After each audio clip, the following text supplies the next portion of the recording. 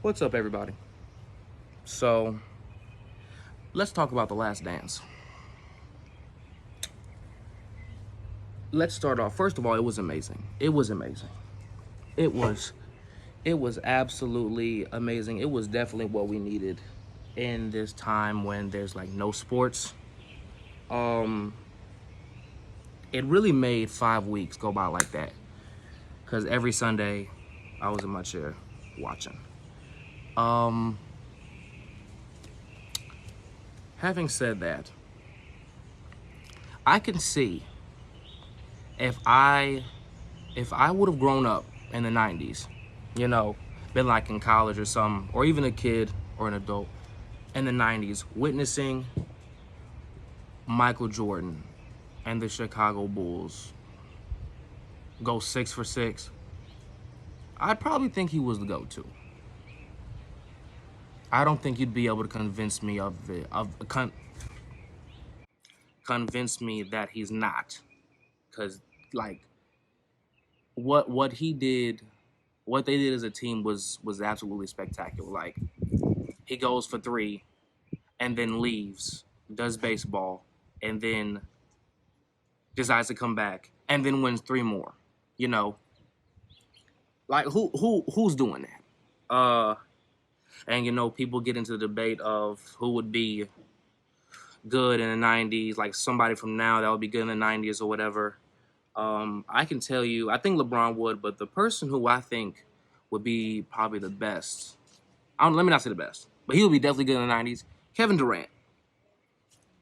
If Kevin Durant, '90s or '80s, if they would have seen that 7 foot monster of a man dribbling the ball down the court, and then how he does it, just his little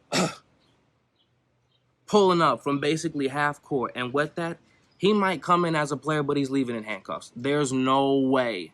There is no way in the world. Do you want to stop? I got my little co-host here with me, and she's like gnawing at my feet.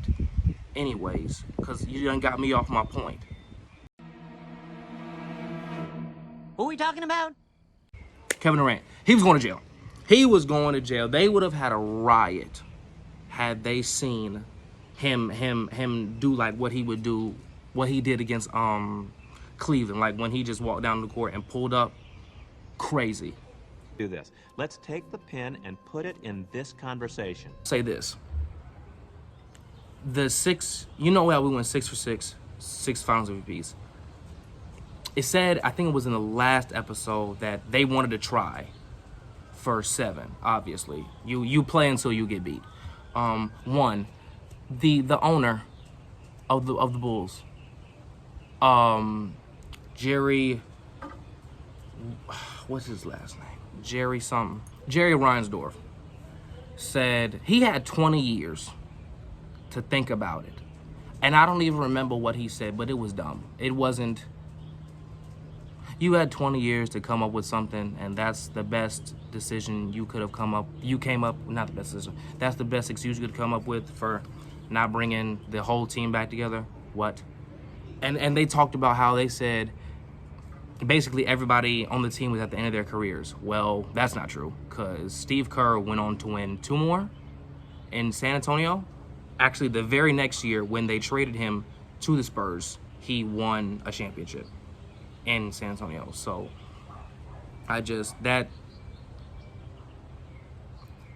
you play until you get beat. In basketball, you stay on the court until somebody comes and beats you. However, I do think some of the godlike characters of Michael is the fact that they did go 6 for 6 with 6 finals MVPs. I think a loss, like let's say they win the 6th one, everybody signs 1-year deals, right? And then they come back for the 7th year, try to win it again, and they lose in the finals. Me personally, I think that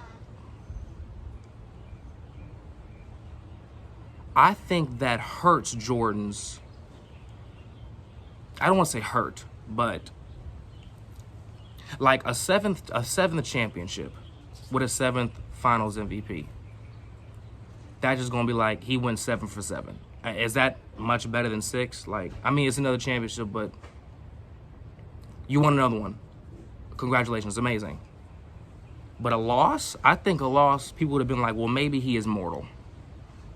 Like you saw, Reggie Miller said he only, after he called him Michael Jordan, he called him Michael Jordan like one time. And then after that, it was either, what did he say, Black Jesus, Black Cat, or MJ, something like that. I think if you would have lost in the finals, people would have been like, okay, maybe this guy is mortal. Maybe this guy is not one of us, because he's one of them, but he was so far ahead. The funniest thing, I think, for me, one of the funniest things in the whole series was when people would do something and Michael was like, that was all I needed. So the coach for the Sonics at the time, I don't even remember his name. He used to coach the Knicks when Carmelo was there. I can look up him later, or I don't, because it doesn't matter. When he said that he saw Jordan in the restaurant, I think it was, and decided not to say anything, he was like, okay, that's all I needed. That's just, and the memes about it are Anyway. The memes about it are hilarious. They are so funny. Just about how somebody would be like, hey Mike, good game. He's like, all right, bet. Just the little stuff like that. Michael Jordan.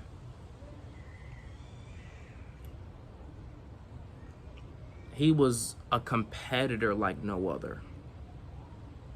I like how he said, when he was talking about his gambling issue, he said, I don't have a gambling issue. I have a competition issue? Something like that. He said, and then one of his teammates, the center, don't remember his name, he was like, Jordan said that he wants to have your money in his pocket. The ultimate competitor. He wants to be the best in everything. And I understand that. You want to be the best. I want to beat you in everything. Doesn't matter what it is. And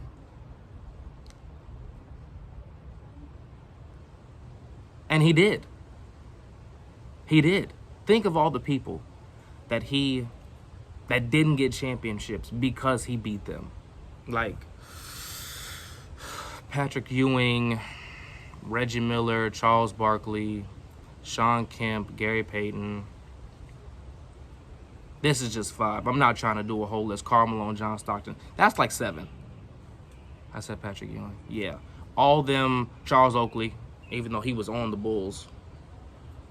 Which is, that's a good point. Let me back to that real quick. If Charles Oakley would have been on the team when the Bulls started playing the Pistons in the Eastern Conference Finals, semifinal, whenever they play them, and those guys would start to beat on Jordan, I guarantee you. And my old coach said, a shout out to Coach Ford, he was like, Oakley would have come in and throat chopped that. What's that big center's name? Bill Laimbeer. Bill Laimbeer. I would have loved to see Charles Oakley on the Bulls when they faced the Pistons, and he would just come in like, and you know, I like that breeze. Just somebody on the team who can like give some of that physicality back, you know. Like me, like you said, that Jordan in between seasons, I think between the 90 and 91 season, he went from like 200 to 215. Like he was muscular, but to me, like he still looked real skinny. Not real skinny. He looked skinny, but I'm thick, so my perception of weight is not the same as everyone else's. But he looked skinny to me still. But that 15 pounds seemed where I also think the Pistons got old. Like the Celtics when they got old.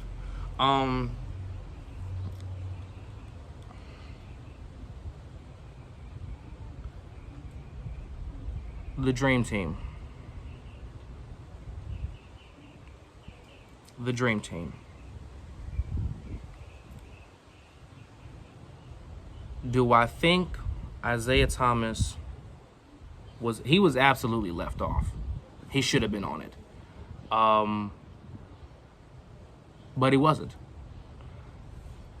I do believe, I'm not going to say it was Jordan's fault. I will say that if the main goal is winning, you put aside differences to win. If the main goal is winning, you put aside differences to win. But they also said that Michael wasn't the only one that didn't want to play with him. Michael wasn't the only one that didn't want to play with him. It was a few, maybe all of them, but a few of the members of the Dream Team said they didn't want to play with Isaiah because of what, the physicality that they had given out. I feel like, and Isaiah Thomas alluded to this, I kind of feel like they made it seem like the Pistons were the only ones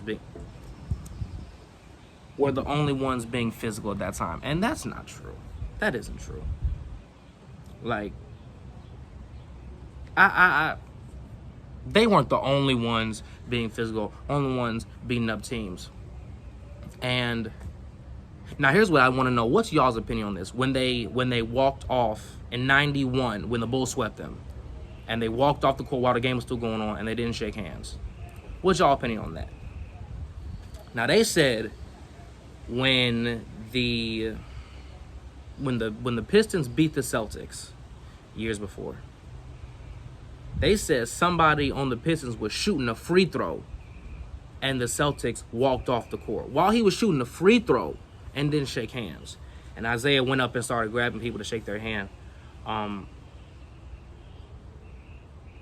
So I'm not going to say that it wasn't like the way of doing things, because it might have been, because that seemed to me like he genuinely thought that was the way, that was the rite of passage type deal. And he said that Bill Laimbeer was one of the captains on the team, and he was like, we're not shaking hands, you know. But I think Michael made a great point. He said, even when we lost, I would always shake their hands. And then Michael would give, like, interviews on the court right after they had just lost. Who's doing that now? Nobody.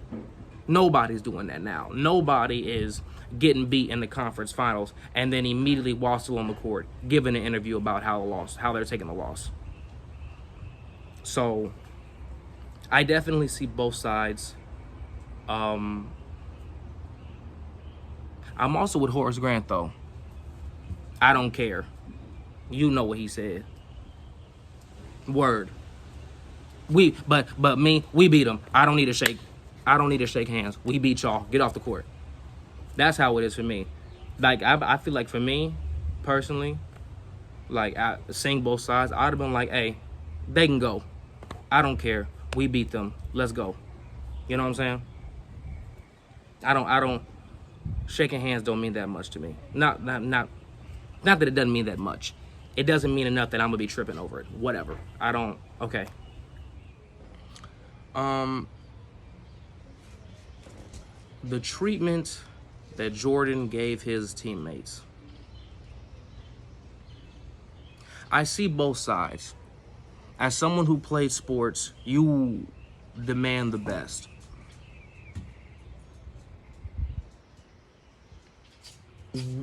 Hey, what are you doing? Huh? You demand the best from your teammates. And he was saying, you know, I'm not going to demand them to do something that I'm not doing. Word. And you shouldn't as a leader. And I understand being hard on your teammates. You absolutely should be hard on your teammates. Demand their best while you're also giving your best.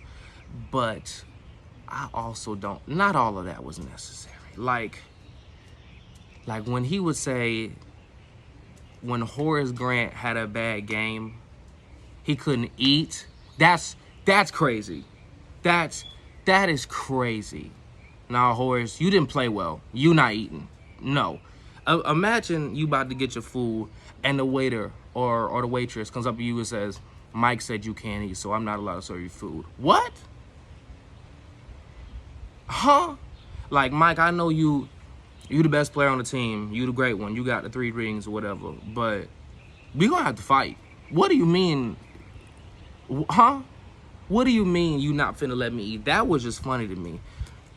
I think that him and Horace should have thrown hands at least once. And I heard them say on, I think it was Undisputed with Shannon and Skip.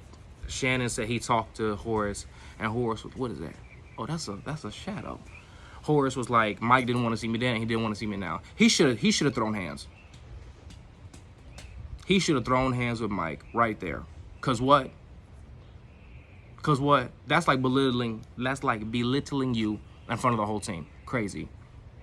Also, I think his name was it Steve Burrell? Give me a moment. All right, so I was a little off. It's Scott Burrell, not Steve. I don't know where I got Steve from, but it was Scott Burrell. Jordan used to clown that man every single chance he got. And he would just take it. Like, what? Dude, what are you doing? Like, I don't understand that, personally. You see the respect that Steve Kerr got from Jordan when he hit Jordan and they started fighting? Like, that's what he needed to do. Because Steve decided that, nah, I'm just not finna stand for you coming at me like this for no reason. That's what Scott should have done. And Scott didn't do that. So Jordan kept gnawing at him. And they said that Jordan's style was to, I guess, go at the smallest guy. Yeah. Are you, what in, what are you doing? Huh? You're messing up my video. Crazy.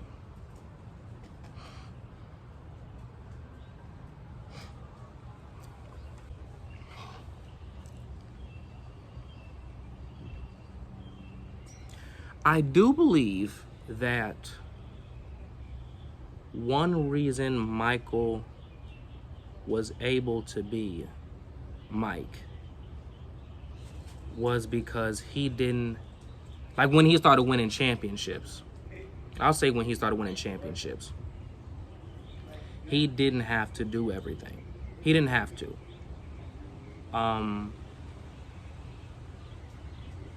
He didn't have to do everything. I think that's one reason he was able to be as amazing as he was. And I don't want to compare him to LeBron, like I'm going to right now, but I don't like comparing the two because they're completely different players. They're Michael, who am I talking about? LeBron is more like Magic than he is LeBron. Figure it out. Caleb, figure it out. LeBron is more like Magic than he is like Michael. Michael and Kobe are like that. Kobe's a carbon copy of Mike. And that's why I don't like comparing LeBron and Mike because they're different players. But I think one of the reasons he was able to be Mike is because he didn't have to go in and day out and get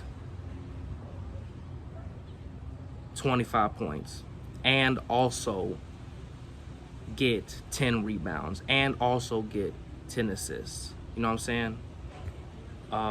He could go out there and just score and then dominate on the defensive side. Whoever they were on. Except in 91. Not in 91. I mean, he did. I say not in 91 because the first game when they played the Lakers, if I'm correct, he guarded Magic, and Magic had a triple-double. It wasn't until after game 1 that they put Scotty on Magic. And then he was shut down basically the rest of the series. Also, Magic, he wasn't old, but he did retire that year. But I don't think he was old.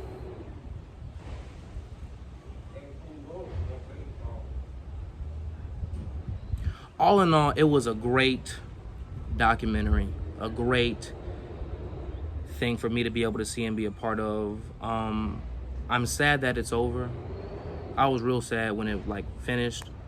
And I'm looking forward, I guess, to the next piece of sports that we can get into.